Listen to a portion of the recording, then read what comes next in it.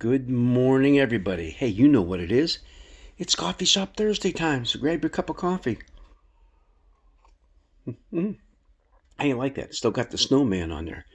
Because we're going to get 4 to 7 inches of snow tonight. It's still February, folks. Come on. So we'll sit here. We'll drink our coffee. We'll enjoy the warmth on the inside. Even though it was warm outside yesterday and even this morning yet in the 50s. Wow, awesome. A lot of this snow melting away. You know what else needs to melt away, if you ask me, as we sit around drinking our coffee that's nice and warm and makes us feel good on the inside is all the animosity and bad feelings that we feel toward each other. Hey, do we want this coffee shop to be a time of confession and asking for forgiveness and giving our forgiveness? Yeah, because I don't know about you. When I look at all the lessons that we're going through this week for this coming Sunday, it's an awful lot about forgiveness. And man, that is probably one of the last things we want to talk about because, come on, let's be honest. Don't we like to hold grudges?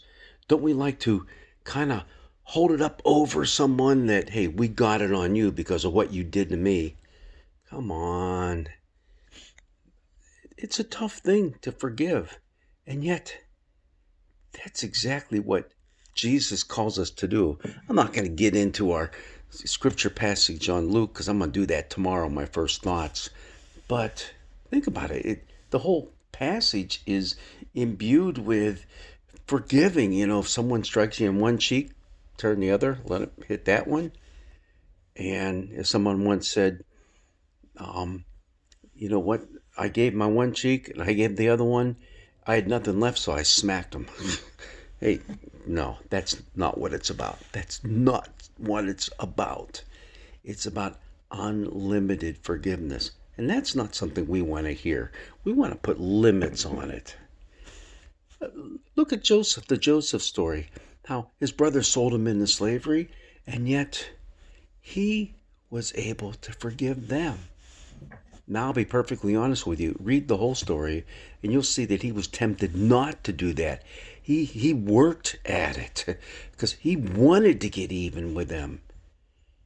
And it was a struggle. There was an internal struggle there, but he ended up forgiving them. Even the psalm that we had said, run away from that kind of stuff. Don't give in to revenge. It just eats away at you. It's no good. And so it is hard for us to forgive. And maybe that's what we all need to do as we sit around today drinking our coffee and wondering why we're going to get another 4 to 7 inches of snow and saying, God, what's up with that? No, can't be angry with God, can you? Come on, it's still February too. We already mentioned that. But with each other, with one another. We not to say we can't be angry with God, right? Why did you take my beloved aunt from us? Why did you take my mom? Why did I lose this job? Why are we in the midst of all these um, restrictions that we have because of the pandemic? We can be angry and blame God.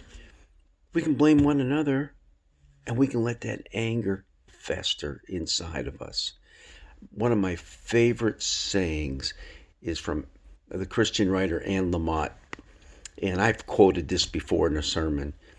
Um, being angry with someone is like drinking rat poison and then waiting for the rat to die.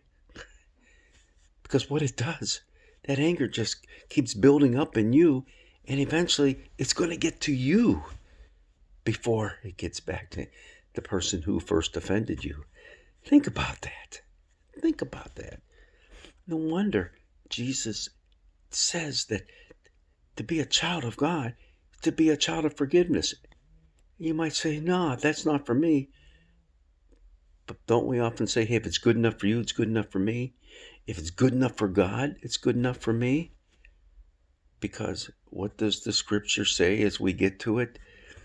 God is the one who puts up with us in our shenanigans. Oh, yeah. It says that your reward will be great and you will be children of the Most High, for he is kind to the ungrateful and the wicked.